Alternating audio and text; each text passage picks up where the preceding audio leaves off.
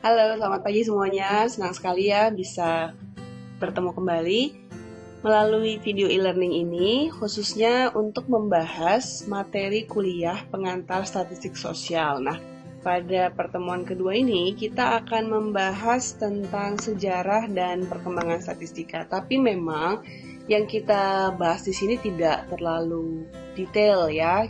Nah, kalau kita cerita tentang statistika, ya atau mungkin juga ada yang biasa menyebut dengan kata statistik, sebetulnya ini sudah menjadi bagian yang tidak bisa dipisahkan dari kehidupan kita sehari-hari. Tujuan pembelajaran kita hari ini, ya selain untuk mengetahui apa sejarah statistika atau bagaimana sejarah statistika ini sendiri, mengetahui perbedaan statistika dan statistik. Perbedaan di sini untuk lebih membuat kita duduk, sebetulnya yang sedang kita pelajari di mata kuliah ini apa ya? Apakah kita mempelajari statistika atau kita mempelajari statistik? Dari sini diharapkan juga kita bisa mengetahui perkembangan statistika ini sendiri. Ini sejarah statistika ini saya membaca beberapa rujukan ya. Jadi statistika ini sendiri awalnya menjadi ilmu yang mempelajari bagaimana sih caranya untuk mengumpulkan angka yang berguna untuk menjelaskan sebuah fenomena di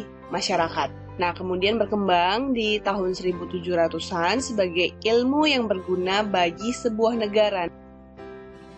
Nah, statistika ini ilmu yang berkaitan dengan data itu dulu kan. Nah, kemudian dilengkapi bahwasanya statistika merupakan suatu disiplin ilmu yang mengajarkan bagaimana caranya mengumpulkan data, menyajikan data dalam bentuk yang mudah dipahami, menganalisis data, menafsirkan data, dan kemudian mengambil kesimpulan dalam situasi yang memiliki ketidakpastian. Pada saat kita melakukan penelitian nanti, biasanya kita akan melihat satu gejala di masyarakat yang perlu dijawab.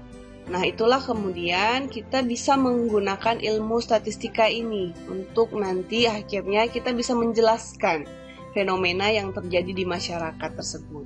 Nah, dalam perkembangannya, pendekatan statistika ini bisa kita lihat dari arti sempit dan arti yang luas.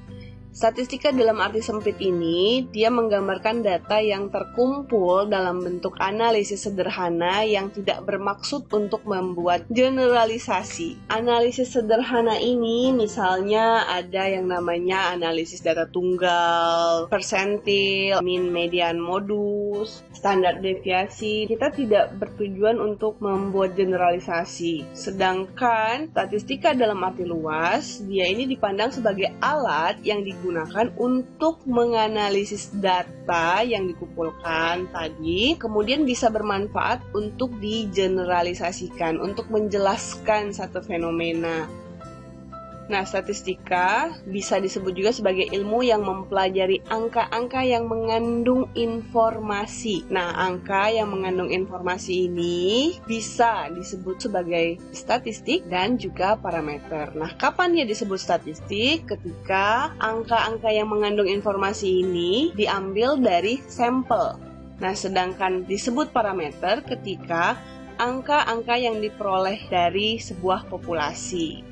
Apa itu populasi dan sampel? Disimpan saja dulu karena memang nanti kita akan menjelaskan pada pertemuan yang lain. Tadi statistika dipandang dalam arti sempit dan arti luas itu tadi, ya sebetulnya nanti dia bisa diklasifikasikan menjadi dua jenis statistika. Secara umum kita sering mendengar statistika deskriptif dan statistika inferensial. Setelah tadi kita memahami konsep statistika itu, definisi dan mungkin juga ada cerita sedikit sejarahnya, jadi kita bisa lihat bahwasanya landasan kerja statistik dan seperti apa karakteristik statistika. Jadi landasan kerja statistik ini nggak jauh-jauh dari variasi, reduksi, dan generalisasi. Tadi kita sudah bertemu sedikit kan sebetulnya dengan kata generalisasi. Jadi kalau misalnya statistik deskriptif itu tidak bertujuan untuk mengeneralisasi, sedangkan kalau yang statistika inferensial dia bisa mengeneralisasi.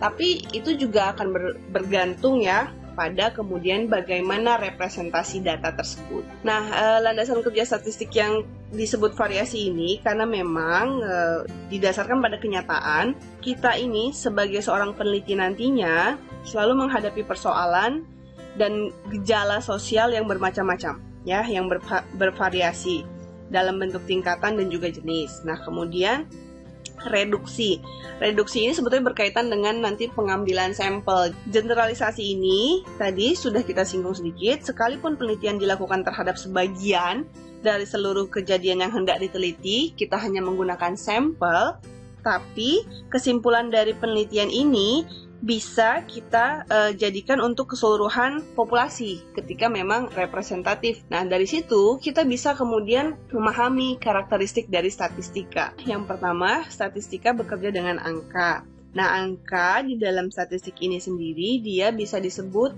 sebagai data kualitatif dan data kuantitatif. Apa ini nanti kita akan mempelajarinya ya di pertemuan yang lain. Nah, kemudian statistika ini jelas bersifat objektif karena angka statistik dapat digunakan sebagai alat pencari fakta, pengungkap kenyataan yang ada, dan juga menentukan kebijakan sesuai fakta dan temuan yang diungkapkan apa adanya. Jadi tidak ada penambahan atau pengurangan sejak awal kita mengumpulkan data.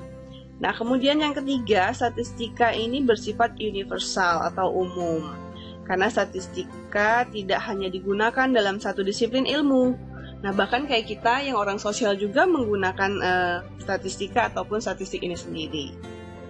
Baik, saya sudah mencari beberapa rujukan, jadi saya coba meringkas sejarah statistika ini ya.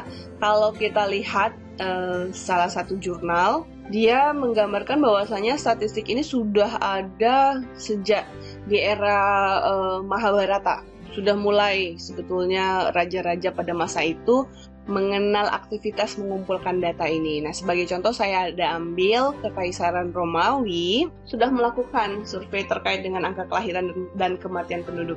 Aktivitas mengumpulkan data ini dilakukan negara karena mereka perlu untuk mengetahui situasi negaranya itu sendiri. Ya, kalau di sini masih sifatnya kerajaan. Nah, aktivitas pengumpulan data dan analisis data ini terus berkembang, terus dikembangkan karena memiliki manfaat bagi keberlangsungan sebuah sistem negara. Sudah cukup jelas ya, saya pikir.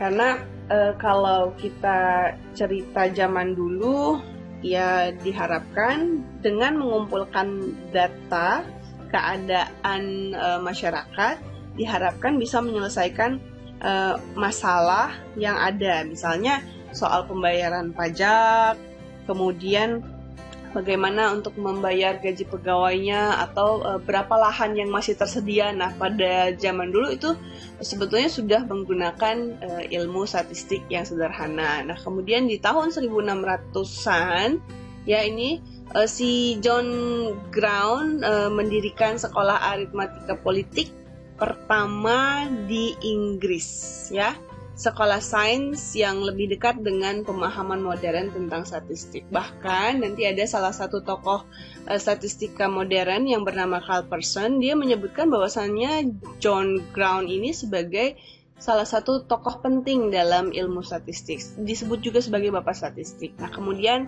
dilanjutkan lagi ya perjalanannya ke Thomas Bayes, ya. Dia dikenal sebagai pencetus teorema Bayes. Jadi kalau teorema Bayes ini ingat aja seperti apa teori peluang. Cikal bakal teori peluang ini ya dari dia. Ya, meskipun konsepnya sendiri baru disempurnakan dan dipublikasikan setelah tidak ada Bayes ya oleh pakar lain yang bernama Richard Price.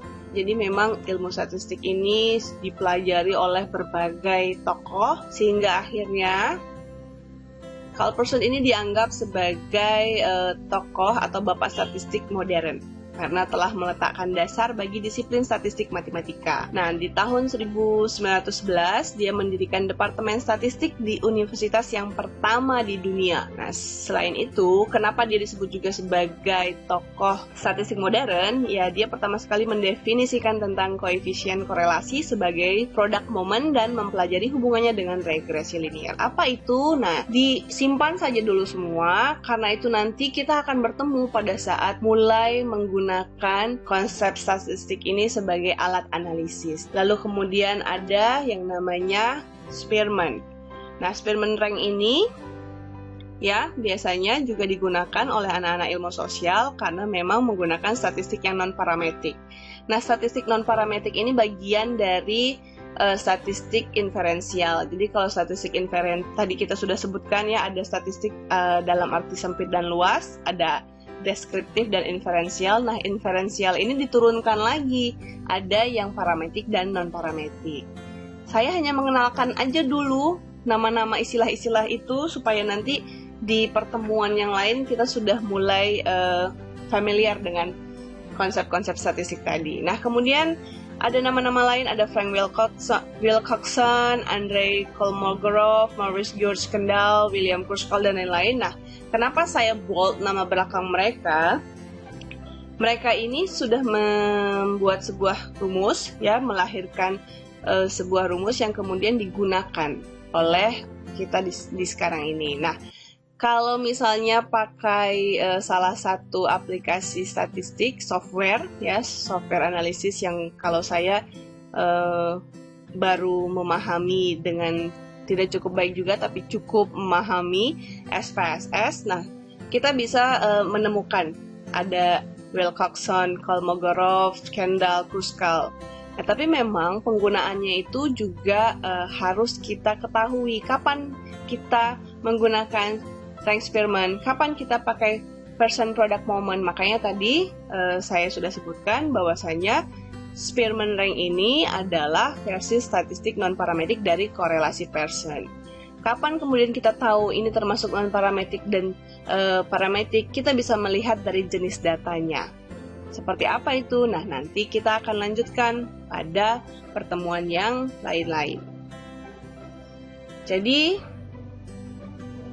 Carl Pearson dan kawan-kawan selama setengah abad telah meletakkan dasar statistik yang berbasis matematika, sehingga penelitian dan kuliah statistik di perguruan tinggi umumnya didasarkan pada beberapa pedoman atau dasar yang ditemukan oleh mereka. Nah, sementara penggunaan statistika secara luas terkadang dapat menimbulkan kontroversi di antara para ahli terkait pemilihan model data, penggunaan prior probability, dan interpretasi hasil. Nah, memang kenapa bisa ada kontroversi? Karena misalnya sederhananya gini, jenis penelitian inferensial yang dipilih adalah yang parametrik, tapi kemudian kita menggunakan teknik penarikan sampel yang sebetulnya dia memenuhi syarat untuk penelitian non-parametrik.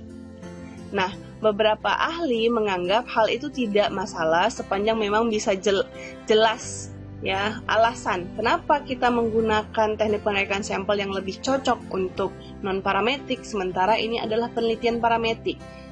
Tapi sebagian ahli tidak mau tahu kalau sudah kita pilih parametrik ya maka semua komponen di dalam penelitian itu juga harus yang memang merupakan bagian dari penelitian parametrik. Oke? Setelah menonton video e-learning ini, kalian merasa sedikit pusing? Itu artinya kalian bekerja mentransfer informasi yang saya sampaikan, kemudian kalian coba untuk menganalisisnya sendiri, ya. Saya sangat mengapresiasi bagi yang coba untuk mencari lebih lengkap lagi khususnya tentang sejarah statistik ini dari jurnal. Baik, saya pikir itu saja apa yang bisa kita bahas di materi kedua ini, di pertemuan kedua ini. Mudah-mudahan teman-teman bisa sedikit terbuka, terutama sekali dengan penggunaan istilah statistik dan statistika. Baiklah, terima kasih atas perhatiannya. Semoga video e-learning ini bermanfaat. Sampai ketemu pada video e-learning yang berikutnya. Sampai jumpa.